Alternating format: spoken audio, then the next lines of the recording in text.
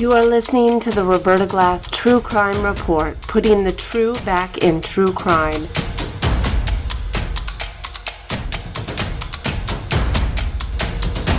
From New York City, Roberta Glass is now on the record.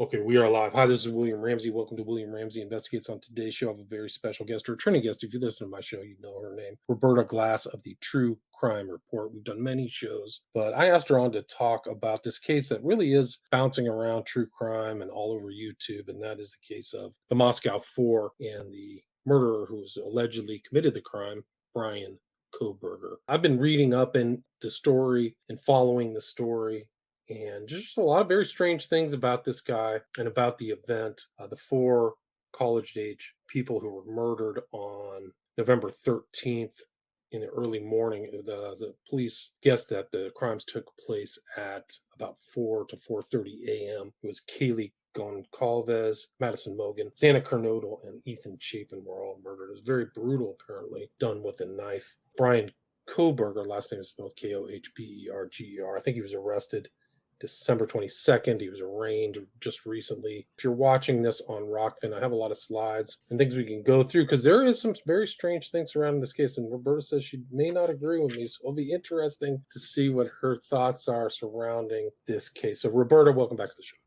Thanks so much. It's always a pleasure. Excellent. So for people, maybe you can talk kind of like what you did to research this. I was trying to absorb as many YouTube videos and things like that, but it really caught my eye because from my perspective, there was a murder that happened, or a death that happened that supposedly isn't attached to this. It was a kid by the name of Hudson Lindau, and I'll show the slides here when we get to him, but he died fairly close to where this event happened, within 1,000 yards, like it was within a half mile, a quarter mile, close to this downtown of the University of Idaho in Moscow, and he was found next to a lake. It was like the standard SFK things that I've talked about ad nauseum for years. A young man going missing after a party, and he was found, and he was at a frat house that he knew one of the victims. This one young man's name, Chapin, was a member of, I think, Sigma Chi, if I remember. And there's a picture of Hudson Lindau, and I'll show this at that party. Anyway, he left after the party, supposedly drunk, and drowned in a river. That was the determination by the police, but super suspicious. And the fact that it happened in such time proximity to these murders in November, to me, is very suspicious. So that's why Kohberger, to me, is a curious character. And I'll show you reasons why I think it's even more curious, but we'll get to that. But what is kind of your thoughts, and what was your research like looking into these murders? Well, it's very hard to research. Usually I research from the transcripts, and in this case, we have no transcripts, and there's a huge ban on reporting and on releasing information in this case. So there's very little information, and there's a huge demand for it. So what that does is it makes a market for anyone who wants to imagine what could have happened. And there's a big audience for that to listen to what could have happened. There's a big Facebook group, Bryan Kohberger is Innocent group, already formed. Wow. And I think that the beginning of this, I've been following this since the beginning. It was shocking murder of 4 college students in a place that doesn't see this kind of brutal murder. It really reminded me of the Chicago killings, of the nurse killings. Who am I thinking of? Oh, I know who this is. Richard Speck. Yeah. Really reminded me of that murder. And because there's not a lot of information and a great amount of demand, everybody has a theory. He's got an innocence group already. It started because the police put out this information that they had no idea who did it. And by 6 weeks, the public and the victims' families were rightfully really angry with the police. They should be dissatisfied. They should be unhappy. They said, we don't have a clue. We're appealing to the public. We may have an idea about a car. But in the meantime, they were smarter than all of us, that they had a big clue who it was. They were tracking Bryan Kohberger and his dad all the way back from Washington to Pennsylvania on their trip and pulling them over. And we've seen some of those dash cam videos are interesting. Yeah, at least the one with his father is what I'm thinking of. There's also another dash cam video where he's getting pulled over for another offense. His supposed Reddit writings have been brought up, and it's hard to know what's real and what's not real. So I'm hoping that I have a good grip. I just have to use my common sense on what I think is plausible and what's not. But still, I could be off. I could be wrong. I'm just using what I think is the best information I have at the time. Right. My thing is that this is a sophisticated guy. He is getting his PhD at the University of Washington, or Washington State University, fairly close to Moscow, across the border between Idaho and Washington, and Pullman, right? And he was a student at LaSalle underneath Virginia Ramsland, right? Right. So right. She's a fairly well-known person, did a book on BTK. Not only did a book, has a relationship, according to Right. the BTK killer's daughter, has a relationship with him, which I think is very interesting. Now, I'm not very enthusiastic about these so-called psychological experts in criminology. I haven't found too many of them to be all that insightful. Occasionally, you land on one that's really insightful. It's fantastic. But mostly, what I see is a lot of people with hero worship of these killers. And maybe it's coming off as hero worship to me, and it's intense fascination. But what the BTK killer's daughter described was a kind of calling him up in the jail, real relationship, wrote a book with him, a kind of intense investment in this man and his life, even in his prison life. What the BTK killer's daughter said about it was she had a serial killer right under her nose and she didn't detect it. What kind of criminology, psychology expert is that? Well, she's become kind of like a go-to for these events too, though, right? Her name is, let's see if I can remember it. It is Carrie is her first name. Right. She doesn't go under her father's name. It is Carrie Rawson. Yeah. And I think she actually has some very insightful things to say about serial killers and her father's psychology. And what I understand is that Brian Kohberger was intensely interested in the BTK killer. And what interests me about this is what's come out this week is that first of all, he set up his coworker by breaking into her home and moving her stuff around. And when this female coworker complained to him, shared that she was scared that her home had been broken into and things had been moved around, he offered to put in a surveillance system for her and did. And got off, I'm sure, on the control of being able to watch her. Like so many of these killers did, he started out as kind of like a peeping Tom, and it escalated. What also came out this week was that in a house very close to the murder house, there was a suitcase that got stolen from the back of the car. And the woman's underwear was put in the side, I don't know which door compartment, left there. And what I'm starting to wonder is it reminded me so much of the Canadian killer. Right. That pilot. Now I just said his name like 30 minutes ago, who broke into women's homes and put on their underwear, stole their underwear. Russell Williams, thank you. TK killer also was into wearing female clothes, binding himself up. I am wondering if this is some kind of autogynephilia situation where he gets off on himself, not just as a woman, that's what that means, to sexually get satisfaction from dressing and seeing themselves as a submissive woman. Like none of these autogynephiles dress up like, I don't know, Hillary Clinton. Right, they don't dress up like plain librarians, right? Yeah, they want to be like a demeaned woman, a hooker, a stripper, sexualized and demeaned. That's their vision of womanhood. And I'm wondering if he's getting off on dressing up in these women's clothes and I wonder if that underwear is very much like the knife sheath left there by accident. Like he meant to take it, left it because he was so stimulated. Right, very strange. Lost control. Yeah. So there's weird things going on around there while he's there in that proximity. That reminds me of the Manson family, right? The Manson family would go in and do this thing called creepy crawling, where they would rearrange people's furniture just to psychologically, mentally destabilize them. Actually, they did it in Eastern Germany too. It was a means to do that. So maybe that was his thing. We know he's a night owl. He recorded himself running a 6-minute mile at 12:45, a.m. So like he's out training or doing something. And these murders took place at 4. And I have like a map of what he drove. Like they pinged his phone and he took the most circuitous route back to his place. Like he drove a half an hour south, 15 minutes west, and then another half an hour north. They speculate he had visited or stalked this house 12 times is what that's a rumor. But before that means that, right. Murder. His phone Right. pinged near the murder house 12 Yes. times. And so he's coming in as a PhD student. So he has to be coming in September. By November, as a PhD student, he's committing this murder. Right. It's odd, right? Very odd. Like so already. he seems, and there's also were reports of him being at a bar and asking women questions that were so uncomfortable making that he was kicked out. Things like, do you live alone? Right. Like, I think he was looking for a victim. I think he was looking to do this. And also, if those are his Reddit posts, there are things like he wanted to talk to killers and right. get inside his mind. So for my view, it seems like at one half, he recognizes that there's something very different about him. I think he feels superior. He was known to like to correct people and be a know-it-all.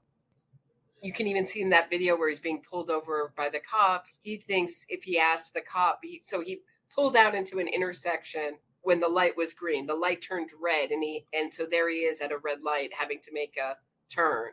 And that's how he got pulled over by the cop. And he's like, what would you have me do? I'm stuck in the middle of the intersection. His point was like, what do you want me to do? Just sit there and wait and block traffic? Right. And her point was, don't go out far into the intersection if you can't make that turn. Don't go out into the intersection until you can turn. And she had to bring out the whole Idaho law for him to read because he was trying to make the point in Pennsylvania. I don't know if we have turn on right in Pennsylvania. That happens to be my home state, but I don't know what he's talking about. I don't know how he would expect the laws to be that much different than you can go on a red light.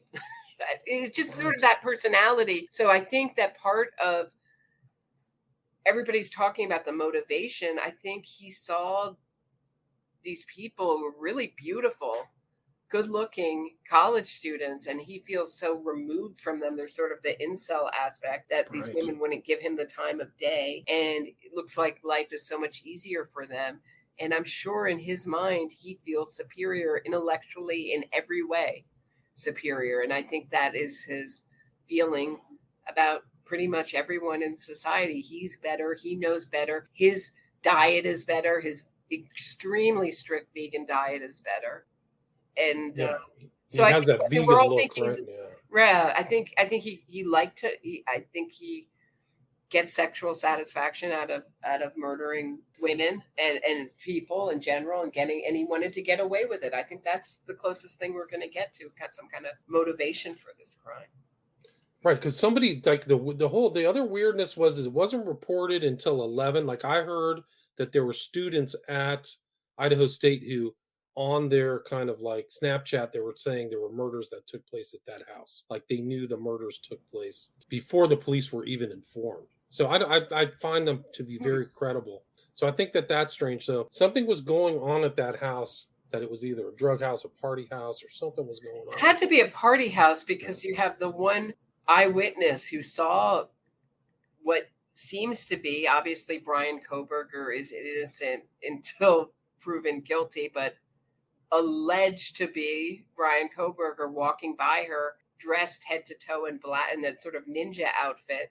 Either he didn't see her or he didn't feel it was done murdering for the night, whatever the reason was. And that's very interesting that he walked by her and just walked straight out the door, or the plan was to walk out that door at that time. Who knows? But she didn't call 911 till noon the next day.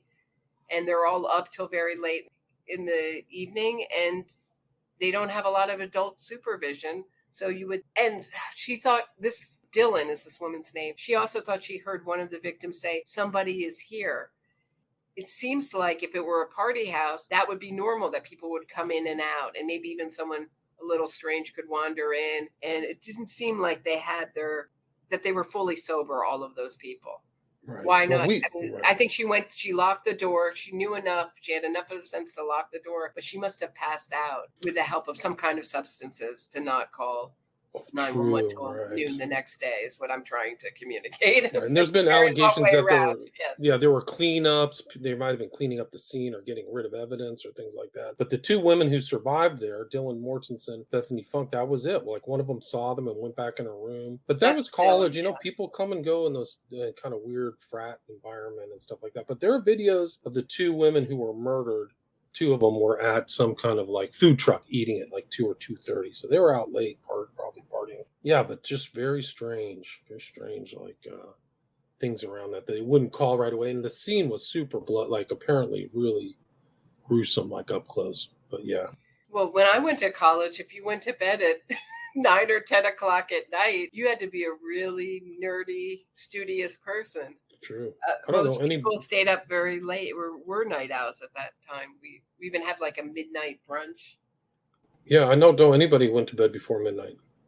Honestly, when I was in college, it was very normal to stay up late. But yeah, so Kohberger's like people stalking for 12 times. So there was a rumor that he dipped into like one of the girls' messaging or instant messaging and left. So he may have had the girl on target. Some people speculate he was after one girl. And then the other one somehow got involved. Maddie Mogen, yes. And if you look at her, I mean, she's very blonde, very, very... full of life, smiling all the time, all the pictures. Right. I think that would drive him crazy if you felt like he's got these floaters in his eyes. He's got all these problems. Visual snow syndrome. Visual snow syndrome. That's what he said. White dots, TV What do you think about that? Do you think that was real, or do you think that he just was? I don't know. Right, hard to tell. Well, there was something posted in Vanity Fair about something on a message board that he talked, and it wasn't good. So they've traced it in. It says Brian, or somebody who shares his photograph, birth date, and email, recorded a journey into visual snow syndrome and mental deterioration on a message board. And it says, I'm 15 and 21 days and don't want to wish I'm dead because of this horrible thing. Something major is wrong with me. I'm just a blank soul. I used to be a spelling bee champion. My doctor put me on every medication and it made me crazy. I always feel as if I'm not there, completely depersonalized mentally. I feel like my life is a movie. I have delusions of grandeur, poor social skills, no emotion. I can say and do whatever I want with little remorse. Everyone hates me pretty much. I am an a-hole. I broke my table for no reason. I find no joy in life. So that sounds like him. That probably, it sounds like somebody who would commit a murder too. Yeah. And I always wonder how much that vegan diet, which unless you're supplementing, and there's some controversy on how much those supplements you can really absorb. Right. There's a lot of ex-vegans who say, at the end of my veganism, I was so unhappy. I was so over-emotional. I'm not saying that someone like Brian Kohberger would be over-emotional, but to the extent that he could feel things just very raw, I can see this not helping the situation. And it would be interesting to know what drugs he was put on and if he was on any of these kind of SSRI drugs when he committed this. True. Doctor put me on every medication, so maybe he was on meds. That's unfortunately there's a correlation that nobody wants to really acknowledge it, but a lot of these school shooters are on drugs. There was a woman, she's passed on, but she spent her whole life's work was a website called SSRI Stories. It's now continuing on with other people contributing to it, but she would take every news story where someone had done something, committed a crime, committed suicide, et cetera, on these kind of drugs. And even I remember Winona Ryder's shoplifting was in there. Yeah. Categorizing them and keeping the news stories. Interesting. There's a lot of stories. And you mentioned earlier that he was on that DeSales, DESALES. He was like looking for criminals, asking him the question like he was trying to learn something. And some of these are also in Vanity Fair. He asked, upon arriving, what steps did you take prior to locating the victim or target? How did you leave the scene? Did you struggle with or fight the victim? Did you prepare for the crime before leaving your home? And then asking hypothetical questions, talking about their personality traits. I mean, it's something else. He's trying to get a thrill from hearing some other murderer wax poetic about his time killing. It reminded me a little bit. I have an episode called Amanda Knox Controls the Internet.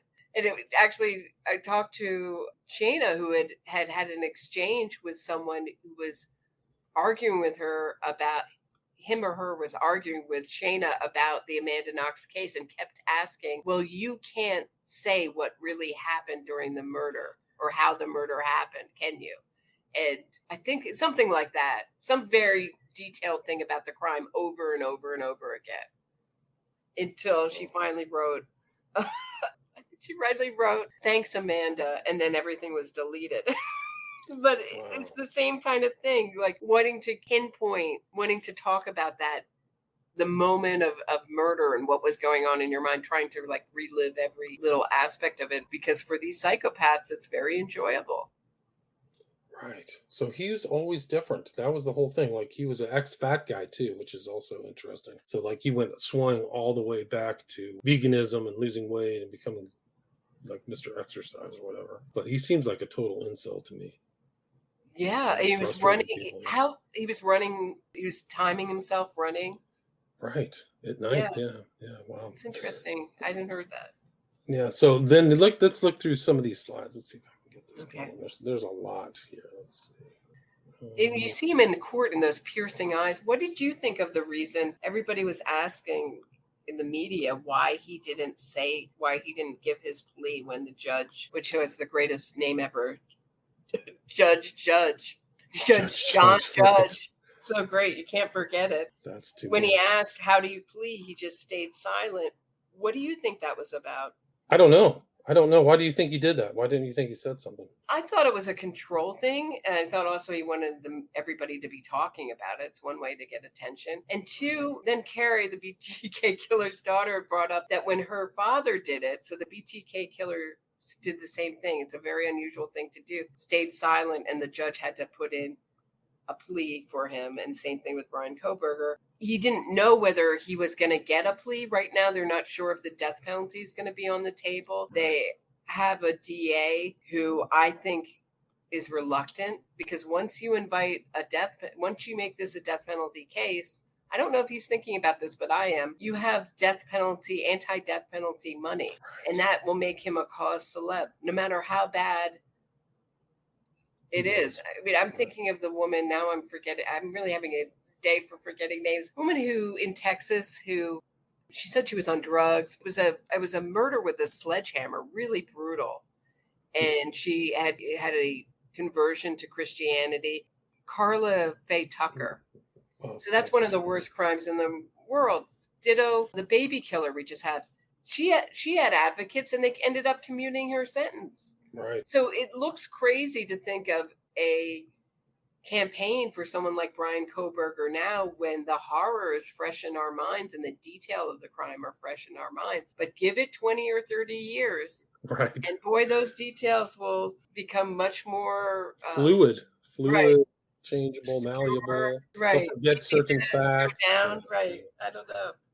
This is a really great video. This is from Coffee Nets on Twitter. I don't know where she got it from, but I'm pretty sure, I would say with 95% assurance, Brian Kohberger walks through the memorial for these 4 dead people before he was arrested, kind of soaking up the energy. It's really something else. Watch this. And he's wearing the same shirt as he was when he was arrested with his dad, or not arrested, when he was pulled over by his dad. He was wearing a green shirt. You'll see him walk into the frame from the left to the right. That's him. Wait. He's right in the foreground. He's wearing kind of a bluish gray. And I see this. The posture is very weird. Yeah. Yeah. Look at the knees. It's like he walks with his knees. Yeah, walks with his knees. He's kicking his legs out by himself. So this is hyper creepy. This is also like serial killer murderer behavior, which is visiting the scene of the crime or the memorial. So that's him. If people are watching this on Rockfin, bottom kind of right half side, bottom right half. You know, he also reminds me of is Patrick Bateman from.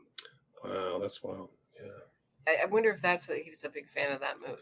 But he's so skinny. He's so skinny, Roberta. Watch this. If you see this up close like I can, he's wearing a jacket over a sweater. He's wearing a jacket over something else with the inside of it. Let me see if I can pull up his pull over with his dad. He got pulled over by his dad. But anyway, that's just another element to the creepiness. His dad seems to be the big supporter. His sister had the idea, and I'm not sure which one it was, whether it was the actress or the school counselor, but one of his sisters had the real hunch that he did this and was going through his car looking for clues. Of course, he was walking around his home in rubber gloves.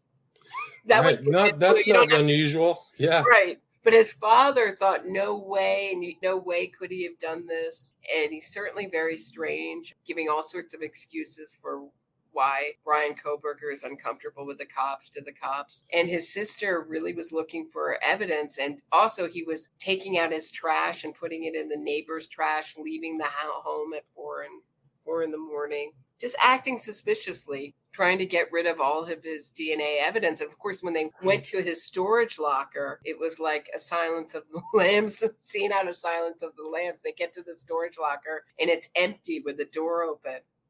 But they said there was cobwebs there, so he may not have been able to have just removed all the things out of it. But many people were saying, crazy. Like I was thinking, well, cobwebs, how clean is that storage space supposed to be? Was he supposed to be cleaning those cobwebs? Cobwebs over what? In the corner? Where are they talking about cobwebs? So if you remember, we just watched him walk through that memorial. He's wearing the same jacket with some kind of internal shirt as he's driving with his dad. It's weird. Like you can see it here. He's wearing a jacket on with a shirt, and it seems like it's sunny too.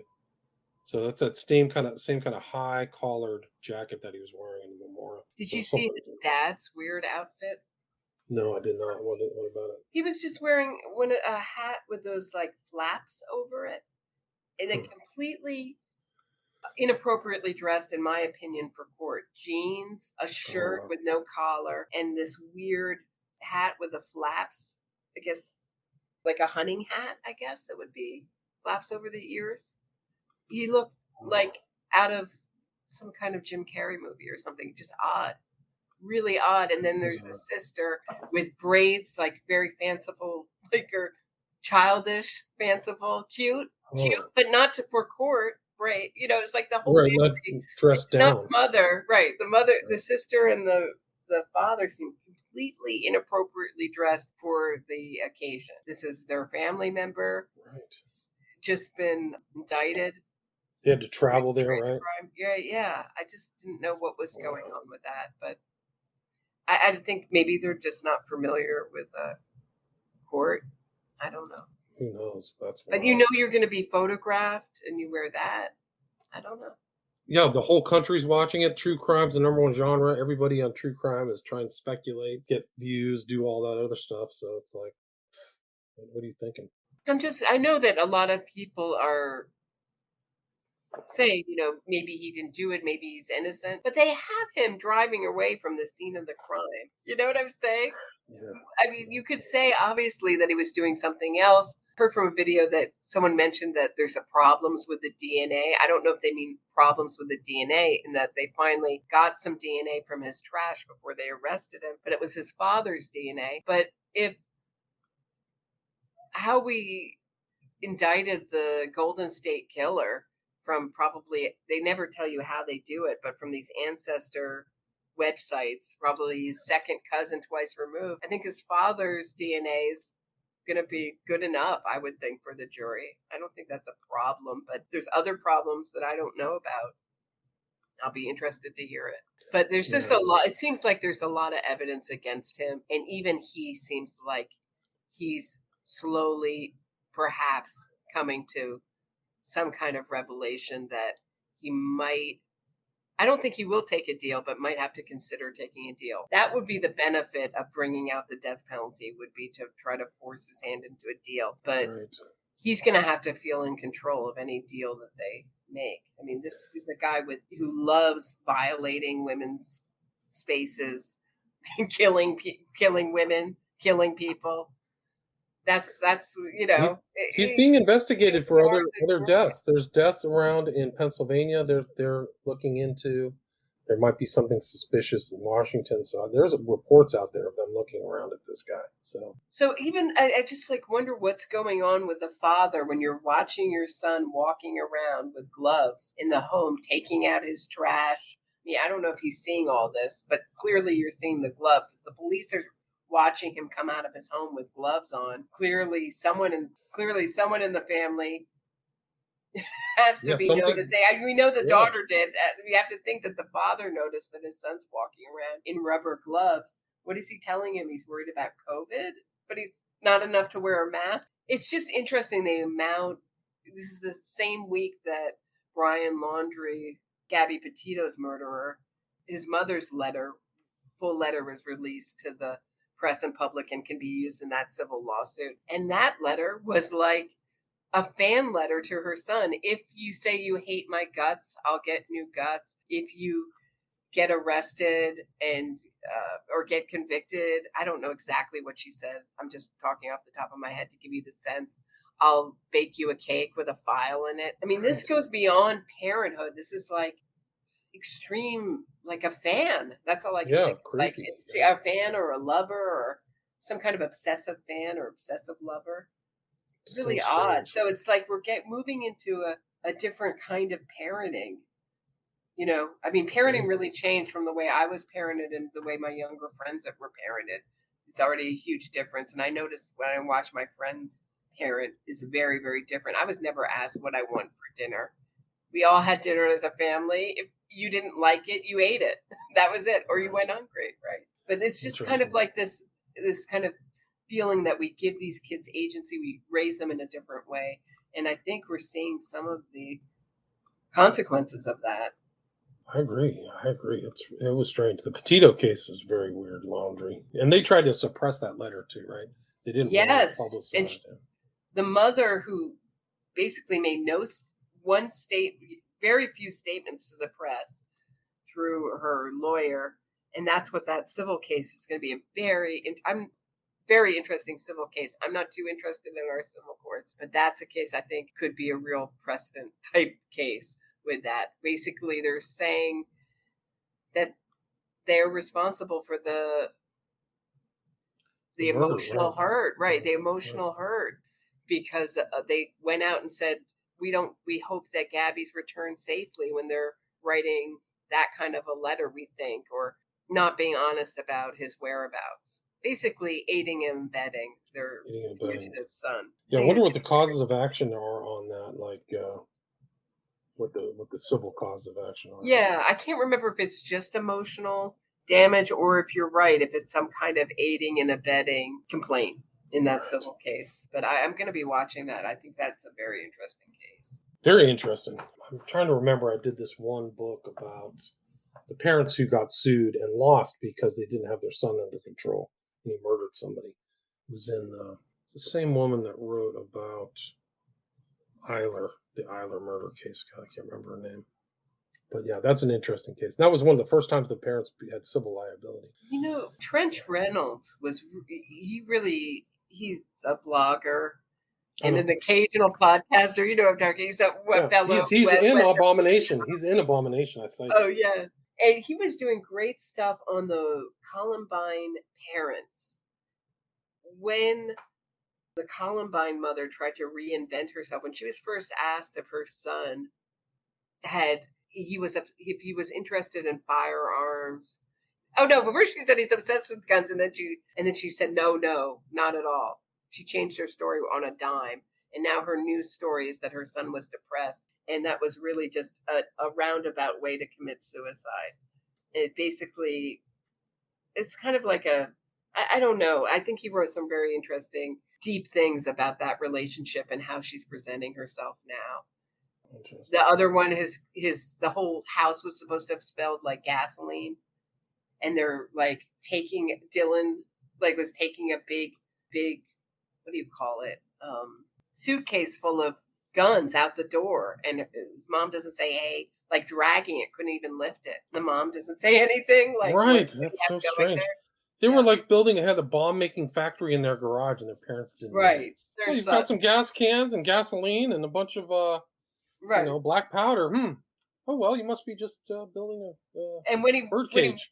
When they did catch him making pipe bombs, the punishment was to go. The father went up to the mountains with him, and they lit them up. Yeah, that's a great book. It just seems like this idea. The book I'm trying to remember, Roberta, is I Am Cain by Geraldine Coleridge. So people can go back in my catalog and listen to that. That's interesting. Oh, that's interesting. Yeah. I think that the relationship between the parents and these psychopaths is very important. And fellow true crime researcher is really, really insightful on it, and it's getting me to pay closer attention to the relationships between the parents and these, and they're the family and these psychopaths. Really, I mean, this is like a classic by the book. I mean, American Psycho. It really reminds you of that. Right, and the fact that he's operating over like jurisdictional lines too is interesting. Like he must have known he was passing from Washington into Idaho and just moving across country like a serial killer does. And yet we don't hear about him crossing state lines. No, we like don't. We did with the Kyle Rittenhouse, right? Right, very good point. But this guy Eiler, who Geraldine Kollerick talked about, he was deliberately crossing the state lines between Illinois and Ohio to commit his crimes, to confuse police back in the day. I don't know if that would still work, but yeah. So these slides, I mean, this is it. Kohberger got let go for being a teaching assistant. Did you hear that? Yes. Yes. It was first really difficult, and not letting anyone, not giving out any kind of fair grades, like being too harsh. Then I think, this is my opinion, when he got really interested in murder, in planning this murder, he started giving everyone A's. Like, don't bother me. Nobody can criticize me now. You all have A's no matter what you're doing. Just leave me alone. Let me go plan my murder out. And I heard that he was under investigation before the murders for inappropriately staring at people. Did you hear that? That sounds about right. Asking inappropriate questions, staring at, and he also wanted. Did you hear about his internship at the police department? Tell me about applying that. for it. Yeah, he was applying for an internship at the police department, very prestigious one.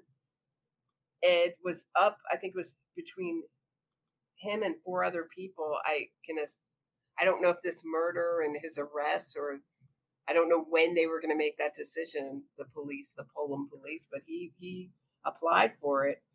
And I think that's interesting. Like, he wanted to be very close to the police. He wanted to be very close to killers. I think that he wanted to kill and get away with it.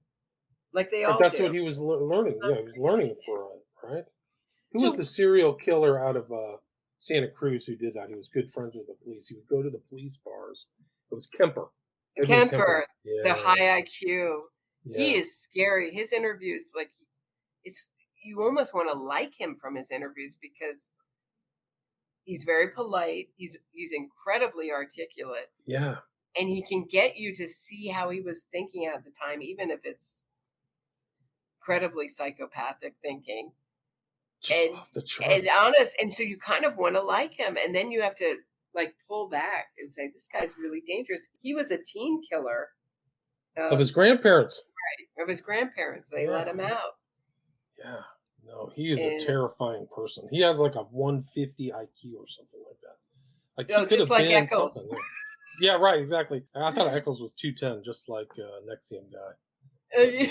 No, I thought he said 150 or 165. Remember that? It was like some Facebook post. Oh, gosh. He's, even with my 150 or 165 IQ, he's the one that... Blah, blah, blah. So what do you think this thing about getting the parents to testify about Dana Smithers, who was murdered, and her body was found... Never found, right? Or was it found or never? Found, yeah, in May of 2022. Or did she disappear May 22? Anyways, I believe it was just, she disappeared May 22, and I believe her body was just found. I may be wrong. I'll have to look into that. But that's one. I mean, there's a lot of strange things about this. The other, that's one. I don't know. What are your thoughts about that? Well, my theory on it is I could be way off. And this is the thing with this gag order. We're going on very shoestring information. I would think that they knew that he wasn't involved in it. They could be doing 2 things. One, they could be trying to be thorough so that the online armchair detectives or his lawyer or an appeal or anything could somehow connect this murder and say, see, I don't know, somehow clear him from it and say he had nothing to do with it, and then dispel rumors. Or the other thing is that the parents may not be cooperative with this investigation at all, and it was a way to get some kind of information that they needed, and that's the theory I lean towards. Wow, crazy. So it's a legal way to get them to cooperate, and without having to wait to pull them into court. That makes sense. And maybe just to see what they were like in an interview, right? Just in anything.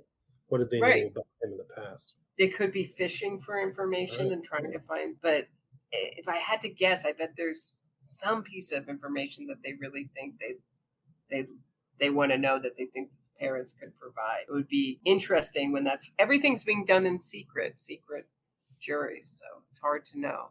Right. Yeah, there's a lot. And that really fuels the conspiracy theorists too. So I've had people say to me, this guy doesn't have anything to do with it. They pinned it on him. But they can't say they pinned it on him too fast, right? Because everybody was frustrated that it was taking so long, and they were calling them Keystone cops. They really deserve an apology for that. Slowly who called these Keystone cops, bumbling cops, this is the opposite of a tunnel vision investigation. They slowly took their time. When they found out who it is, they played their cards close to the vest. And I believe they got the right person, but I could be wrong. I haven't seen all the evidence. Maybe the evidence is really weak. Maybe it just sounds really strong to have him caught on tape driving away from the scene of the murders, and then have him return the next morning. That's the other thing. Right. So I think he was returning for that knife sheath. I think he knew he messed up, and seeing if maybe he could get in. It was right. Right. Like he's stalking and then going to the memorial and just being around. Like the whole thing is around. He doesn't go to school there, right? But he's somehow at the memorial. Jodi Arias sent flowers, remember, to Alexander's family. They like to do that. And that's my theory as to why they like to pick out stepfathers or family members as the real killer, because those are they're their greatest opposition, but two, that they can re-victimize the victim all over again through their family and increase the suffering, and they get joy out of that. We always project ourself onto these killers, but their souls we're thankfully very different. Yeah, very different. Right. They have a different outlook. Yeah, inflicting pain, punishment. Yeah. It's like a hunter's mentality or something like that. Like, I like to kill these things. And I get a charge out of it, and it's a body count and all that stuff. That's why they're serial killers, right?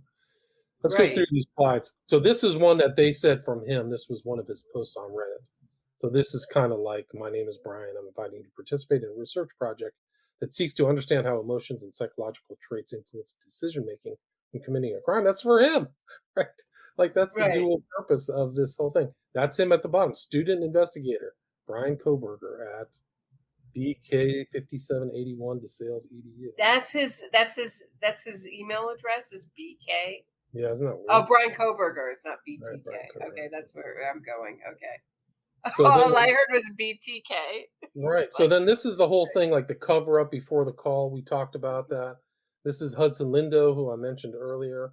The title of this article is "How Did Hudson Lindow Die?" Another University of Idaho student's death this year sparked speculation. So they need to investigate. This is a classic smiley face killer MO for this guy. And we'll see why that's important when you get into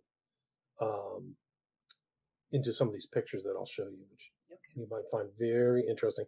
But this is another Reddit thing about Hudson Lindow. I think which site was that on? It was the Moscow Murders Reddit. And this is so he drowned in this lake right here during the summer. Actually, this is winter. But somebody that walked looks out there. Treacherous, like a treacherous walk that someone could fall into. Literally. I mean, God, it's probably, for people who don't have a visual, it looks like you could just step like a wide step across it. But you can see this if people want to. But I see that I could fall in there. And there was a very, about maybe 15 years ago, there was a woman in my hometown who's a bartender, walked home over the bridge to the next town where she lived, and she was very, very drunk, and she disappeared. Everyone was looking for her, this kind of missing person case, and they eventually found her in the canal. She had fallen and slipped. But in this case, you can see that he's an equal opportunist. I think he seems to really hone in on pretty women, but he's happy to kill a man too. I don't think these psychopaths really have a sexuality. For them, it's all about power and control. Right. And you see this kind of, thing with Chris Watts, men coming forward saying they had a relationship. He had two gay lovers. Right, but a lot of people will argue till they're blue in the face. Or a lot of the female true crime researchers, which I find very interesting, will reject that offhand, while not criticizing some other female witnesses who came forward who have I'm not saying they have a fake story, but a much thinner story. So it's interesting. And also he was caught with, the telltale Vaseline in his other men's underwear in his cell, that kind of stuff. Oh, wow. Yeah. Would you say that he would be, isn't the smiley face killer's theory, isn't it that it's some kind of network? Yes, absolutely. So and we'll get into this guy's criminally sophisticated. He's criminally sophisticated. Mm-hmm. It's no question. I mean, I don't know what happened on the night of these murders, what happened back on the 13th of November, 2022, but I think he's hunted other people. I think he was 28. He's 28 when he got arrested, so they got to walk this guy back and see what he's up to. But you can go check out this Hudson Lindau video. It's Hudson Lindau found dead in Creek, Moscow, Idaho. Check it out. And so this is actually a picture of Lindau at the same, I think he was at the same party on the same night, the night that he died. These girls were at a party with him. Is that crazy? I think. Wait, what do you mean, these girls? The girls who were murdered were murdered. Okay, that's what I thought you meant. I'm just double checking. No, this is what this says. I'll have to pull this up. But it's hard to know with their face blacked out, right? Yeah, I was just wondering why they blacked out their faces, right? I don't know. Trying to prove that. It seems so weird. But maybe it says, I have questions. Moscow law enforcement has been running with this whole nothing like this has ever happened here narrative. So does anyone care to explain this? U of I student Hudson Lindau was found dead in Paradise Creek on May 1st, 2022. Very interesting date too, by the way. Look up May 1st for occultists. You read that right. Another student from U of I died earlier this year. Context. On 4/30/2022, the night before, Delta Tau Delta had held its 90th annual ball. Xana, Maddie, Jake, and JS were all in attendance. Hudson's body was found the next morning in the creek right outside Greek Row. Hudson's death was ruled an accidental drowning. Could mean literally nothing, but also here's a picture of Hudson outside the girl's house. So he's at their house. And a map to see where his body was found in relationship to the frat sororities. One of Hudson's friends blurred on the photo is Delta Tau Delta president, the same frat JS was supposedly kicked out of. And riddle me this, where are all the stories on this investigation? Police immediately said there was no foul play upon finding his body. How? What led him to ending up in the creek that night? Everyone was just like he drowned and moved on. Not trying to create conspiracy theories here, but for a small town, there sure are some crazy coincidences. Make it make sense. Well, crazy. I have a little bit of a beef with that because I'm not saying that he couldn't have been murdered, but that's very different than 4 people slaughtered with a knife. So I wouldn't say that this is the same kind of crime. If they concluded that it's a slip and fall, of course they're not. Townspeople aren't going to have the same reaction to someone who got very drunk and had a tragic accident to 4 people who were murdered with a knife. Right. That's what happened. It's just if you want to dig in deeper. This is a really gnarly picture. I got this from Daily Mail, but there was so bloody. You can see the blood seeped down from the floor and outside onto the cement. Is that crazy? It says blood drips down the outside of the wall of the house the 4 students shared. Investigators describe it as the worst crime scene they have ever seen. It's awful. It's like crazy? You think about, I was thinking about lately, all the people that this affects. Yeah, the whole family. The police need therapy. The families, the family members, the friends, the the school. teachers, right? For a psychopath, that must make you feel like a god. Maybe. So, and then you'd mentioned the move stuff around, right? The creepy crawling. So that was mentioned in a recent video from a week ago, May 22nd. And this is Lauren says, OMG, BK installed a video security system in a woman's apartment after she suffered a break-in that he allegedly may have orchestrated. So this is the real kicker. So this is from Mordecai on Twitter, right? Mm-hmm. And it reads here, you can see Brian Kohberger with that same outfit, right? The weird green jacket with the internal big. Look at his pallor of his skin. Right. But look at this, high. Looks so unhealthy. Yeah, I don't know if that's a filter or what. I mean, hard to tell. I don't know either. He never looks like well, you know? No, he doesn't look well. Floored to see Brian Kohberger giving Charles Manson's one-finger protest sign. In the thread, I've included images of Manson family and associates doing the same. So this ties him into Manson's ideas. If he's doing the creepy crawly thing and then blaming it on other people, that's what Manson people did. You can look it up.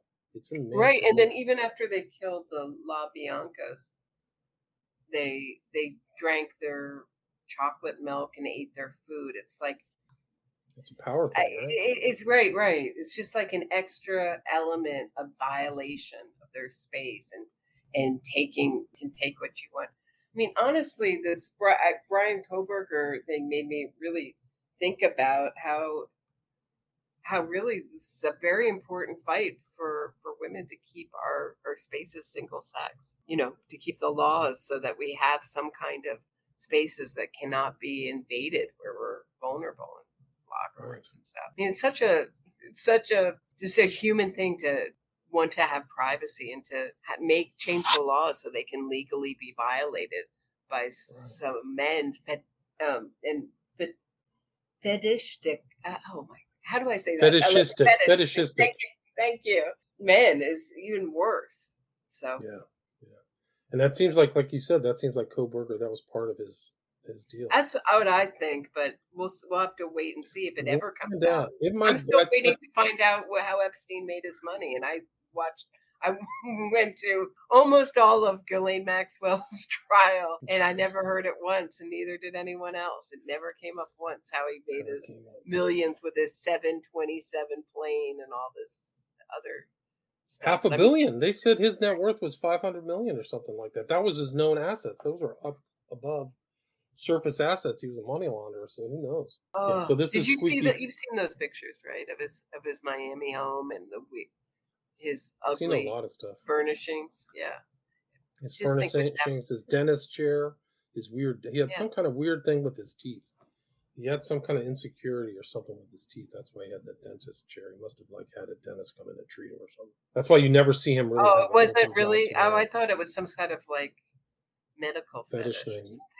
I don't know. I think that he had some kind of tooth. Right. He wasn't secure about his teeth. So he had like a dentist come in and he would like. That's what I think. Yeah, that's really. That's interesting. Absolutely. Go watch him in all his pictures. He's always doing a closed mouth smile, or he always has his mouth closed. Almost never opens his mouth. And there's only that one time that I've seen him with an open mouth smile. It's with Trump when he's clowning around with Trump, staring at a bunch of cheerleaders and stuff. Boy, they look friendly and intimate with each other there, don't you? Did you see when Bill Clinton was asked about Epstein? And he gives him this look like, oh, you rascal. Have you seen that? I just saw that for the first time the other night. Because I'm always complaining Bill Clinton is never asked about Epstein. And it just happened to come up in my feed where he's being asked about Epstein. And he said, I think the record speaks for itself. And I was like, yeah, it sure does, Bill Clinton. That was his final answer. Look at her. What does that mean? What is that? It's just some kind of one thing symbol that they have. I don't forgot its meaning, but they're doing it at Squeaky From, and I forgot who the other person is there. But they're I know that. That's blue. What is that woman? She's really creepy. She's Squeaky From is kind of entertaining, although creepy. But that woman. This is the guy who dated Xana LaVey. So he dated Anton LaVey's daughter, Nicholas Schrager. That's right. Yes, he's a big Satanist. Yeah. He's what's his name's son, right? Or he says he is. No, he doesn't. He's married to her. That's right. He was, or at some point, but they were all part of this like werewolf club and stuff. But that other guy who's like, I forgot what it was. Revolt Against Penis Envy. He was all involved in that weird stuff. And then there's this other weird thing. There's like other people who might have been involved in the drugs. Somebody speculated Emma Bailey and Demetrius Robinson. They were connected to the killing due to DoorDash. Somebody connected them, which is crazy. And there was a death associated that's with drugs. grasping. It's grasping. They look like they are like to have a good time. Like, I mean, how many college students that age aren't doing? I mean, what are you calling drugs, and how heavy and to what extent aren't doing drugs in this day and age? That aren't. I mean, I'm saying that they don't look like a heavy, super. They look like they have a healthy social life. They don't look. What I'm saying is they don't look like they have their nose in a book 24/7. Just they from definitely what their friends have said about them, and And then there's this other guy, Kopaka. Have you ever heard the Brent Kopaka theory? Who that there might be a connection between them, and that he may be an accomplice. And then he dies conveniently in December. So not that long ago, 6 months ago, he died. This guy, but I mean, it'd be interesting when his cell phone records come out. This guy doesn't look like he has a friend in the world. No, totally. I know there was that one woman who gave an interview and said it was awful. She just knew him. And I want to make sure, I'm pretty sure that was an interview about Brian Kohberger. I have my cases mixed up. Right. And here's what you mentioned. Testified before a grand jury in Pennsylvania, a case related to a woman who went missing in May 2022. But she said something interesting, that friend. She said it was nothing crazy. And I was like, oh, that's interesting. Was there something crazy? And everybody ever tells me something in the negative, I always wonder what they're trying to say by that. Was this guy, was he telling his fantasies, or were they sharing some kind of strange murderous fantasies? Was he playing along? I don't know. He doesn't seem like he trusts anybody. Closest thing I wonder is if his father knew anything. His father was any kind of confidant, but I don't think he looks like a kind of guy to trust anyone. And you heard about, we talked about that story with his coworker. So even people he sees every day, he's happy to violate them and victimize them. Interesting. This is the rumored pseudonym he used, Papa Roger, online. Right. Really interesting. And then somebody says Sleuthy. Well, at this point, Steve had already said they were both in the same bed. Papa Roger guessed which room was wrong. I had a feeling long before he said it. So he's in there talking about the crime, after the crime, on a pseudonym. So maybe that'll pop up in court. Here it is. I can't remember where I got this. He slid into one of the girls' DMs. Basically, it was just him saying, hey, how are you? But he did it again and again. So I've had that quite a few times. I've had people either connected to the case very closely comment on my videos in a very negative way. Of course, they're unhappy, but like in a really aggressive, wanting to start something. Right. So it's kind of interesting. You never think, when you make these, you never think anybody's going to come. You never think that Brian Kohberger would be out there doing this kind of stuff if he really wanted to make the perfect murder, but he was happy. He felt confident with an alias, and I don't know, what do you think of VPN or something else? Some other kind of... And this is his weird driving all day. Like, they're pinging him, going from Moscow all the way down south through Genesee to Clarkston, then back up, instead of just a straight, east-west, 5 mile, if that. Right. And he had just gotten new license plates for his car a couple weeks before. Super sus. Yeah, super sus. And then they're like, the defense is trying to reach out to Bethany Funk, one of the survivors, which I don't know why they're doing that, which is weird. This is the visual snow stuff that he was talking about. He talks about migraines preventing him from being able to remember things and how this erased his memory. Like, that's weird. So that's the whole thing. We can read all that. I can't remember anything recent or anything from childhood. I used to be able to remember everything from my childhood and everything every day, month before me. Now I am just a blank soul living in the now. That's great. Maybe it's all the drugs he was taking. It's like he's decided. It's like he's made it. To me, when I hear that, I see this is a guy who's created a persona, and he's got the most obscure illnesses, the hard to find. And he's not like, he just wants to let everyone know he's not like anyone else. I have visual snow. I have the discipline to be a really strict vegan. I don't kill animals for my food like the rest of like we have for hundreds of years. I can live on this kind of new diet. I can go into your home and move your stuff around. You won't even know it. And I can watch you and laugh at you and have control and see what you do, manipulate you, and you won't even know it. That's what I see in him, just extreme joy in feeling better than others. People remarked upon that. Manipulating them. Yeah. They said that he was like all mind when he was talking to people. He wasn't trying to meet them on an emotional or friendly level. He was always like clicking analytics, and he was trying to win them over. That's what one of the people who observed him said his personality was like. And this is detached suspect in Idaho Murders studied under famed criminologists. So we talked about that earlier. This is from Daily Beast. I mean, this is really like the plot of a movie. Yeah, like a Isn't book, it? right? Yeah. Mm-hmm. Like I'm teaching my student about criminology. He's going to be the best criminologist, and then he becomes a serial killer. He does the most notorious, famous, brutal murders maybe that state has ever, one of them that has ever seen. And it's international news. International, too. Right. Like maybe that's why he did it.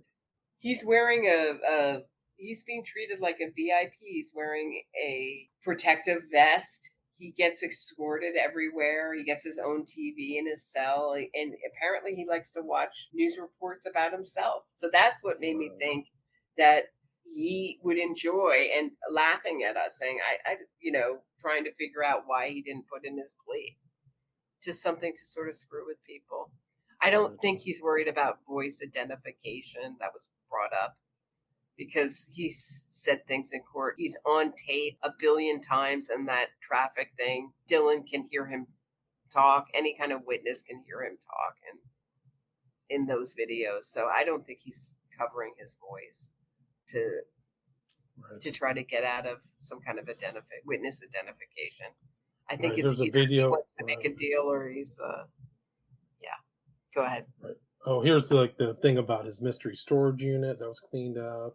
Mm-hmm. There he is with his dad, pulled over in Indiana on a road trip, which is super sus. But that was it. They're just like little things we were kind of talking about. What did you think of that when you watched that pullover by the cops? I know it's hard to hear all of it, but what did you think of it? It's weird. Like, I thought it was strange. Like, he might have known at that time that somebody was watching him because it was a phony pullover, right? What was the pretext for? He's tailgating, and he kept being pulled over for the same thing, which is another violation of someone's space on the road. Again, It's like he can't help himself. He knows. I mean, he should be getting hints. I'm not sure he was getting a hint that he was being watched at that point. I just think he was nervous. I think he knew the possibility was there, but I'm not sure. I'm not sure what he knew at that point. Interesting. I guess we'll find out as more of the facts come out. I mean, they're actually going to give him a speedy trial. Like, I think it's scheduled for like October or something, right? Yeah, but they always say this. Nexium was like this in the beginning. Keith Ranieri's trial and et al. When before all the other co-defendants took plea deals, they were saying that, and then it always gets delayed. I can't see this going to trial in October, but it would be great if it did. And my understanding is that they're going to let cameras in the court, but they're not. It's not going to be in real time. So that if anything out of control happens, if he, I don't know, stands up and gives the victim's family the finger, they can not air that live or not air that at all, have the option. So it would be a really interesting trial. And I think that's the first time any of us are going to hear most of the evidence. My understanding is that there is going to be no kind of evidentiary hearing. Wow, interesting. Yeah. No, I mean, is there I've pretty much done. Is there anything you'd like to add? Anything I missed or anything you want to finish with? No, I think that it's very interesting that his mentor, professor, has stayed very silent. She's not giving interviews about this and not said anything about Brian Kohberger at all. I wonder that's like. Yeah, I heard through the grapevine that she was terrified and really sad. I think somebody said that through one of the videos, but who knows? I don't think she's put out a public statement, not to my knowledge.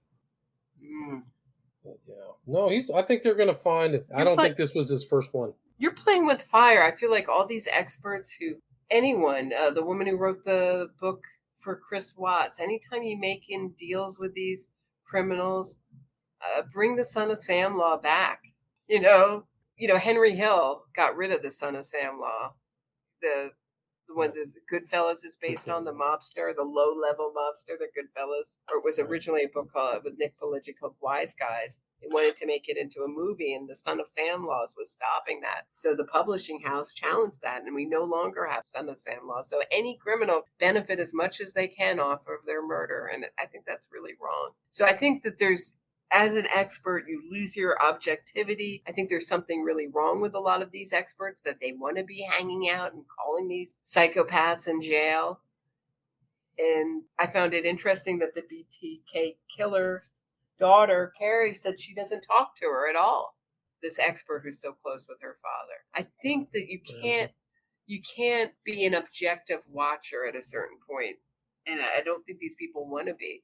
I think they get so excited. I did a show on Dorothy Otnall Lewis, who just testified in another trial of a stepmother who murdered her stepchild. And she testified and said she was a multiple.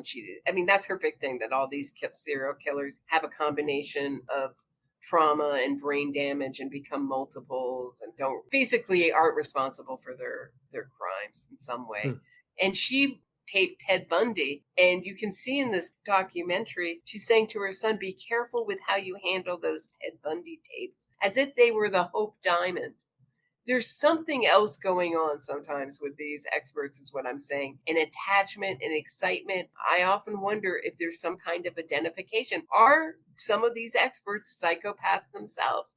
Look at Brian Koberger. He was on his way to have a PhD in criminology. He was already had a master's. He was already an expert. It's an uncomfortable topic, but I think we should start bringing it out into the open and discussing it.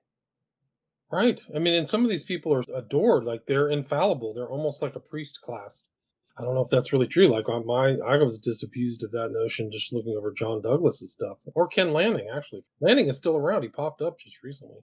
But there's obviously satanic motivated crimes, and he's just like, oh, no. Still saying the same thing. Satanic panic. Oh, no, their favorite is confirmation bias. Like, you're confirming your own internal bias, even though there's external facts and evidence that took place before I even decided to even look into it, right? Mm-hmm. So, like, it's almost like some kind of failure to look at objective reality. Like, wow. Because these are cases, like, you can go through the Ripper Crew, West Memphis 3. The list is so long. Ignoring that involvement, I think it's probably politics involved. But, you look at even someone who was one of those smiley face killer investigators is now shilling for Rodney Reed. Wow. One of the guiltiest guys out there. Gannon's out there. Gannon, thank you. Yeah. So it's like they can be good on one case and then they hit hard times. I don't know what happens to some of these ex-FBI or people. I don't know what, but they seem to be able to be bought by either side. Well, that's another scary question, is that they might be generally from the defense. Yeah. Yeah. So prosecution doesn't have much money to right. I'm sure that the money is very good, and if you're not saying that this proves that Rodney Reed is innocent, the Innocence Project isn't interested in paying. So. Right. Well, that's the interesting thing. We know from the war chest, West Memphis 3, for example, the war chest was $10 to $20 million. According to his own statement, Douglas was instrumental in convincing the parents that it was somebody else. He was the one who went and talked to them and said, hey, we found something. It can't be these guys. So he was an instrument, and that was confused the living daylights out of everybody who was analyzing the West Memphis 3. He's like, well, the parents say that. It wasn't them. Like, they got turned. Well, they got turned. Somebody got turned. And how much is Douglas getting paid? Are we in an ideal society where ex-policemen, FBI agents, analysts can be bought and sold to promote innocence fraud or promote somebody who's been convicted? Mm-hmm. Right? Oh, yeah. Is that an ideal society? I know it's happening. No, obviously. Why should that be legal? Why shouldn't they say that I'm getting paid? They should be an automatic. If they've worked for the government and had the benefit of a government salary, government training, government experience, and they're going out talking to people, and they're doing it secretly with money that they're not disclosing and probably a private contract, I think that should be illegal. I think they should say, I'm actually a shill for these guys and I'm getting paid. Mm-hmm. I think that should be a Yeah. law. I don't think that's a stretch because they're Yeah. they're sullying the entire culture. It's horrible. Like I don't know if Gannon's gonna. I mean, we can talk offline about these guys, but Yeah, I'll tell you. Let's I finish. have something to ask you offline. Me too. I'll Right. talk about these guys offline because I know a lot more than maybe the public, but yeah, you got to be kind of wary Very about careful. I this. used to get this. I have found it's an appeal to authority that seems to work. Same thing with the parents. Well, if one parent thinks that, or one or two parents thinks that the West Memphis Three aren't guilty, I get that not Right. often. I get that. I would say I've gotten it a bunch in my comment section. What's wrong with you? And that's why Right. they do it. That's why they do it, is because it's a heavy hitter for their side to have the It is. parents. Right. And I mean, imagine like you're kind of like a lower middle class person, no education, and John Douglas shows up from the FBI to tell you something. Like you're probably in a state of, not really fighting back. I would be. I would like, sure, Right. boss. But now I know a lot more. I'm much more seasoned. But, in a certain environment, some guy shows up and says, hey, I got evidence that contradicts this. You just go, okay, you're from the FBI. Right. I mean, I can't really blame them. Nope, not at all. Yeah. And how successful has profiling been? Good I know point. John Douglas had a really good insight into the Atlanta child murders when he said that the culprit had to be black himself or he would have stuck out. It caused a lot of uproar, but Right. finally he It turned out to shouldn't. be right. But how, Yeah. I mean, how much is profiling used and how helpful is it and where has it been really effective? I mean, didn't we have a profile out of the Golden State Killer for decades and nothing went with it? You know what I mean? Right. I heard that Douglas bungled the Green River. Somebody told me he bungled the Green big River time. profile. Yeah. So Big that time. shows you it's more art than science, probably. It's a kind of a known fact among serial killers that they operate amongst their own ethnic kind of crew generally.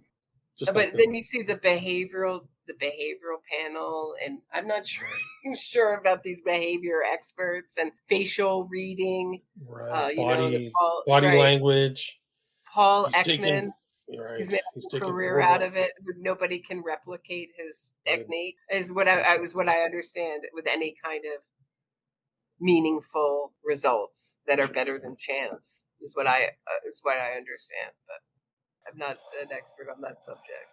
It just seems like there's so many of them in America. If you declare yourself something, I mean, they're true. Right. You can. I mean, anybody can call themselves like a profiler or whatever. Right. No, it's really true. It's interesting you say that because just looking through the Coburger material on YouTube and trying to do some research, I found a whole new suite of people I'd never heard their names before. So they're experts talking about Coburger, huge followings, big YouTube channels. Oh, I'm like, who's this guy? Who's this guy? Who's this guy? I don't know some of these people. McDonough or some guy with a. There was one woman I read, one expert who said that Coburger became a vegan because he was afraid of his own cannibalistic side. Now, he may have a cannibalistic side, but I don't think that his veganism came out of that. From what he says on Reddit, was concerned for his health. But more than that, I think it's so he can virtue signal to the world that he's superior. It seems so obvious to me. Isn't that part of veganism, is to just prove how much better you are than other people? Isn't that part of it? It's like being like an ex-junkie or something. Like, hey, they're pushing it in New York. They're feeding children vegan meals in public schools here on Fridays, which basically means most of the kids don't eat because they won't eat it. But it's just this like extreme push. I just find it very interesting. I got very interested in the subject of veganism and what it might do, the kind of ability of humans to eat this diet at any kind of length. Because the NXIVM trial, I saw Allison Mack and the devotees come in from a low calorie. And this is not fair to veganism in that it was an extremely low calorie vegan diet, but they were like a shade of gray and yellow that I have never seen in a human being before, and emaciated. And when you see that in person, it piques your interest, or it did mine. Is this working? Is this really working? Where can people find your stuff, Roberta? Roberta Glass True Crime Report. Come join my Facebook group. Join the discussion in there. I'm at Twitter at Roberta Glass Pod, YouTube, Roberta Glass True Crime Report. I'm on anywhere where you can hear a podcast. Support my Patreon. throw a tip in the tip jar at Buy Me a Coffee. Support my work. Thanks so much. It's always so much fun to talk to you. Yeah, likewise. It's great to talk with you again. It's been too long, but I think we'll be watching this Kohberger case. So thanks for listening. Thanks, everybody.